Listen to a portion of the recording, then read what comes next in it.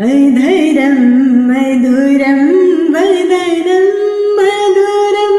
नयनं मधुरं वसितं मधुरं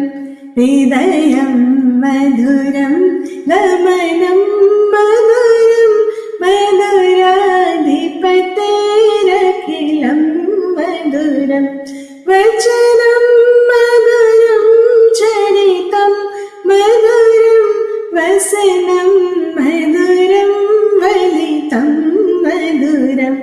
चलितं मधुरं भ्रमितं